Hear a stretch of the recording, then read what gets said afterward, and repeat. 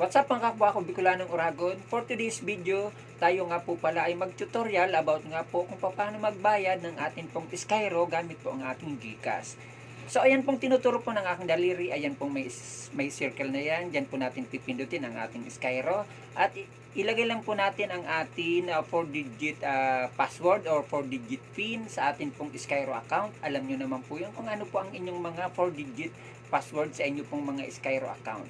So bago ko nga po pala makalimutan, paki-subscribe mga aking YouTube channel, Ricky Uragon Vlog.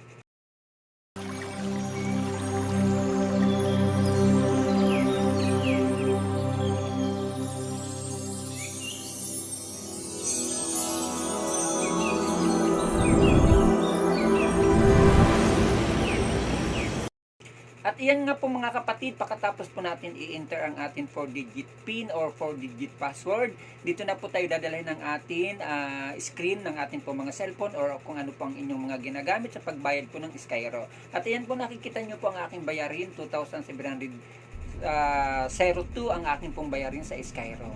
Pagkatapos po natin yan, pindutin po natin ang ating ayan pong 2,702. Pagkatapos natin pindutin yan, dito na po tayo dadalhin natin screen. At ayan po nakikita nyo po, make it a payment. Ayan po, pipindutin po natin make it a payment. Pagkatapos po natin pindutin yan, piliin lang po natin ang ating mga e-wallet, kung ano po ang inyong mga e-wallet na nakalink sa inyo pong Skyro account.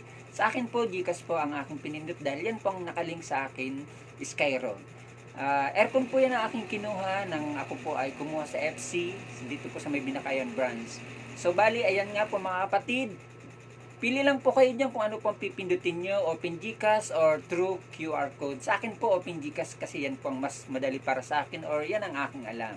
Pero nasa sa inyo po yan kung ano po ang inyong pipindutin dyan, Open GCash or QR Code. Excuse.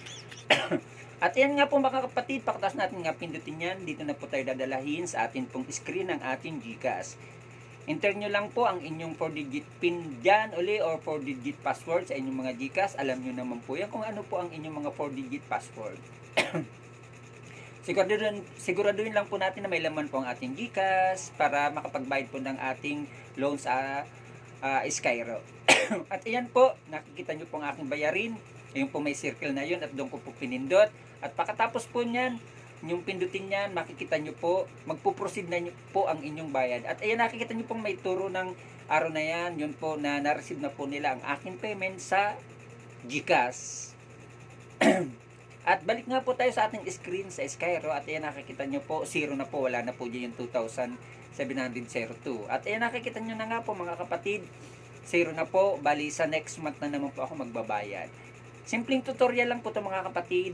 At kung hindi nyo po medyo nasundan at hindi nyo po medyo naintindihan, pwede naman po kayong maghanap ng ibang tutorial na mas malinaw po. Pero para sa akin po, ganito po ang mas madali para sa akin. At iyan, pindutin lang po natin ang done.